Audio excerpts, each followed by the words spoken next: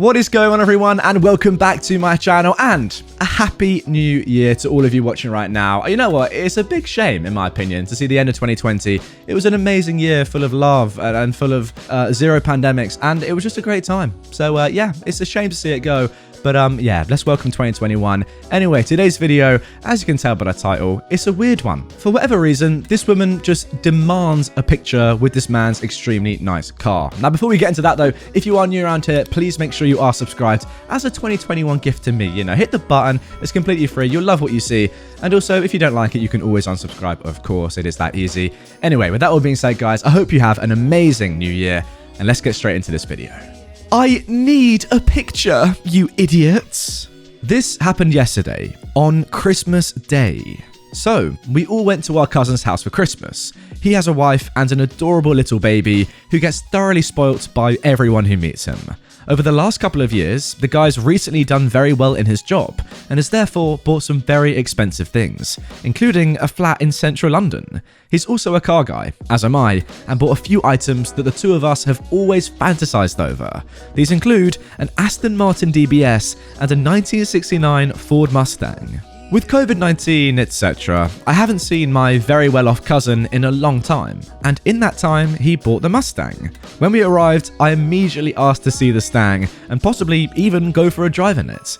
We did, and it was indistinguishable from heaven. The throaty growl, the downshifts, the meaty steering wheel, it looked like something hell spat back out. It was a bloody museum piece. Now on to the arrival of the entitled mother.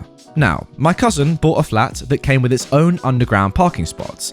It wasn't exactly private in the sense that only my cousin had access, but it did have decent security measures and was only open to residents of the building.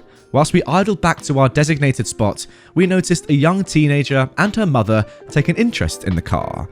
My cousin is a large show-off, so he revved the engine slightly as he stepped out. The entitled mum approached us with her phone out. "Hey, sorry to bother you, but can my daughter take a picture with the car?" "Sure," said my cousin. "Just be careful not to lean on the bonnet or anything." No, we meant my daughter would be sitting inside the car with the door open and holding the keys in her hand." Gee, what a jump. I'm sorry, but this is of great personal importance to me. I can't let that happen, but I am more than happy for you to take pictures as long as they are front on." "Excuse me? It's not like we're going to drive off. Just give us the keys. You can watch from the side." As she said this, she made a motion to move towards the passenger door. This car is a bit of a dream come true for both me and my cousin, so I wasn't just going to stand there silently. I moved to position myself in between her and the door. "Young man, you will move right this instant. It's my right to take pictures whenever and wherever I want to, as I have a property here." And so does my cousin. Please, respect his wishes. You can still take a picture, just not sitting inside the car. By this point, there was a mini commotion caused, enough to draw the attention of the security guard. "Mom, I will have to ask you to leave the premises or return to your residence." The entitled mum lost it. She started screaming at the security guard, at my cousin, at me, and just generally screaming. It's too long to include here, but it involves some choice words pertaining to immigrants. My family is British Indian, to spoilt children getting their way all the time, and to the disrespect shown by the younger generation. In the end, another security guard came and helped the woman leave. I do feel bad for the woman's daughter. She was just in the sidelines the entire time. I don't think she really wanted to press the issue. Her mum just did it for her. All of this, to be fair, became a funny Christmas story, and within the hour, I was back to playing with my cousin's baby. Wait, so you're telling me that one of the entitled mum's main points of contention here was she was angry that, you know, young, spoilt kids get their way their entire time and need to learn to respect adults. But what was she asking? She was asking for her kid, probably spoilt, to be put in this car that isn't even hers. I mean, just take the photo outside the car.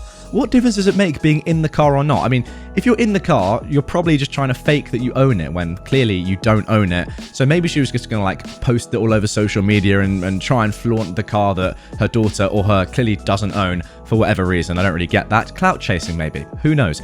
But yeah, just stand next to the car. The guy's been so nice. Your cousin OP has been so nice to let this person take a car, because most people would be like, you know what? Nah, it's my car, man. I don't need to ruin it.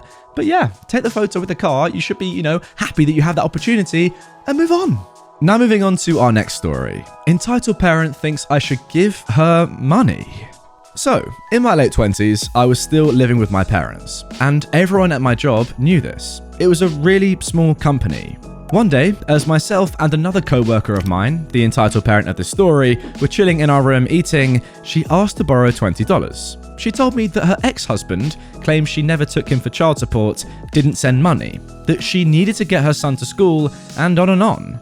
I know I shouldn't have done it, but I knew that she was falling on hard times. I lent it to her and told her I needed it back the next week, which she did repay. Now, that same week was also our pay week. She says to me, "Hey, OP? Yes? Can I borrow $100 now?" "No." "Why? You let me borrow 20 and I paid it back." "Yeah, but 20 is different from 100. It's a hard no. We literally just got paid today." "Well, unlike you, I don't live at home like a spoiled child. I have bills, and I have a kid with autism, and you're taking food out of his mouth." First off, my money is my money. I'm sorry that your kid has autism, but that doesn't have anything to do with me. Go pick up extra hours if you need the money, but don't ask me.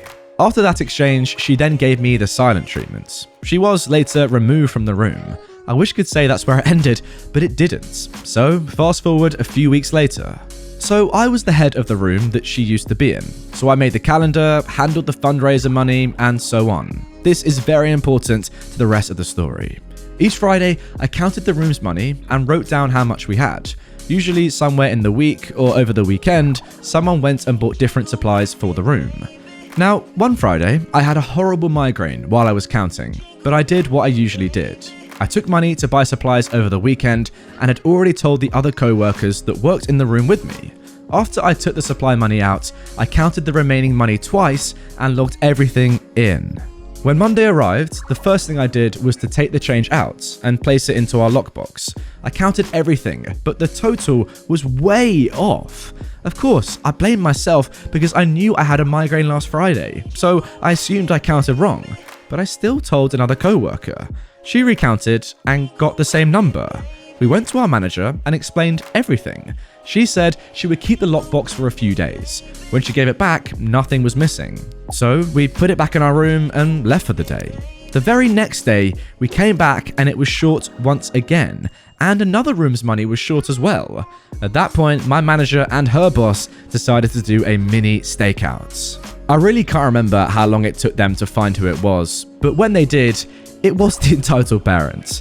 When she was getting fired, they said she kept yelling, "If OP would have just given me the $100, I wouldn't have had to do this." So, till this day, I really wasn't sure if she was trying to frame me for stealing or what.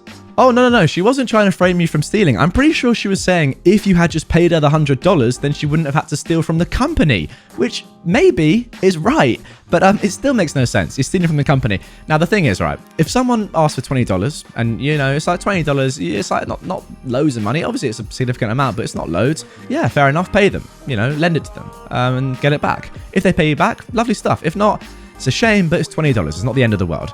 If they ask you for $100 though, that is kind of getting, you know, to the limits, isn't it? It's like, that's a lot of money to lend. So I can completely understand, OP, why you didn't do that. Now, even if you had done that in that situation, and clearly this person is annoyed that you didn't do that, what about next time, you know? Even if she did pay the $100 back, the fact that it was on payment day is very, very worrying, obviously. And, you know, what would she ask for next time? $1,000? Like, it's just going to keep going. So yes, you had to put your foot down.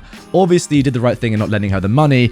And she's stupid enough to steal from the company she works for. It's like, how dumb are you? How fraudulent can you be? I mean, in the literal sense of the word fraud, she is one. Pretty insane. Yeah, she had to go. I'm so sorry, but she had to go. Oh, and by the way, before we get into our third story, don't worry. My hair is going to grow in length at the end of it, so stick around and you'll see what I mean. Now for our third story. Mother decides it's time I get married. To some random guy and not my boyfriend. Oh boy, I finally get a chance to show off my parents' entitlements. This one was so fun to find out about. A little necessary background. I'm currently no contact with my parents and siblings, and have been for over a year. Extended family I am okay with, and spend a lot of time with. I currently live with my boyfriend, which my entire family is aware of, but don't know much about. We are also Desi, Indian. My boyfriend though is white. For Christmas, I visited my aunt and cousins to drop off presents. It was a socially distanced exchange, but I stayed a while to chat about things. Whenever I see my aunt, she tends to give me important updates about my parents and immediate family. For example, I knew my mum broke her arm, or that my brother and his wife moved closer to home. Things like that. So my aunt had a little tidbit she wanted to share with me before I headed out. So your mum has a proposal for you. Apparently, a family friend had reached out to my mother, not knowing about our no contact situation, and thought that her son would have been a perfect match for me. I literally know nothing about this guy, but my mother apparently rushed ahead, agreeing with this friend. She sent my photo and information, and that friend loved me, apparently. My mother then called my aunt, sent her the guy's photo and information, and cried, saying she didn't know how to get in contact with me to share the good news, and would she reach out to me and show the photo?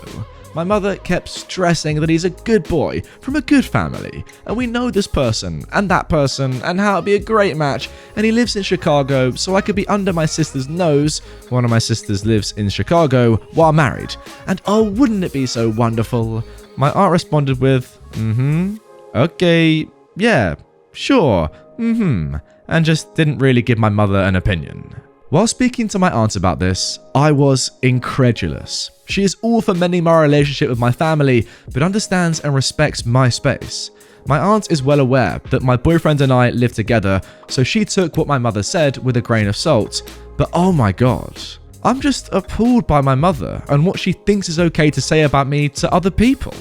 You see, the thing I don't get with this story is, if you are no contact with your mum, I'm sure your mum can realise that you're no contact, right? It's not like a one-way no contact relationship. Like, you're her daughter, you've got no contact. Why is she then still caring about who you're marrying? That's what I don't really understand. Like, why does it even matter to her anymore? If her own daughter has said, I don't actually want to see you again in my life, then why is she still trying to find you a partner for life? I don't get it. Doesn't make any sense to me.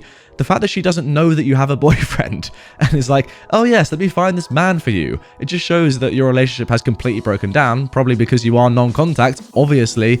So yeah, as I say, I just don't know why she's even getting involved. I love that your aunt was just like, yeah, I'm not going to tell her that she's got a boyfriend. I'm just going to, let all this information go and say, oh yeah, it sounds amazing. I'll definitely pass this on with the highest regard and make sure your daughter does this.